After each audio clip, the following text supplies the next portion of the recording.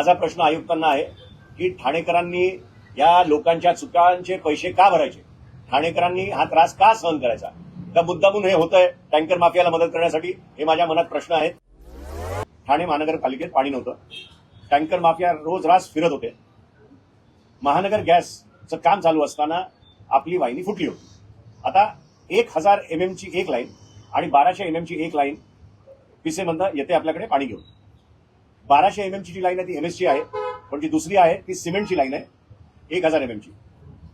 महानगरच्या काम चालू असताना त्या व्हायब्रेशनमुळे जे लिकेज झालं आणि जो त्रास ठाणेकरांनी सहन केला तो आपल्या सगळ्यांनी बघितलेला आहे. आजची परिस्थिती तिकडे अशी आहे की किमान 40 MLD पाणी रोजचं वेस्ट होत आहे. जायच्या आधी मी तुम्हाला त्या जागेवरचं फुटेज शेअर करतो. किती पाणी तिथे रोज लीक होत आहे ते तुम्हाला अक्षरशः गुडघ्या एवढं पाणी आत्ताही तिकडे आहे. असा माझा एक स्पेसिफिक प्रश्न आयुक्तांना तुमच्या माध्यमातून आहे. ही जेव्हा लाईन तुटली तेव्हा मी आयुक्तांना एक पत्र लिहिलं होतं. त्याच्यात मी 2-3 विषय त्यांच्यासमोर मांडले होते की महानगर गॅसच्या कॉन्ट्रॅक्टरवर गुन्हा का दाखल करत नाही आणि ही जी हानी या पाण्याची झालेली आहे या गळतीमुळे त्याचा दंड त्यांच्याकडे का वसूल केला जात नाही.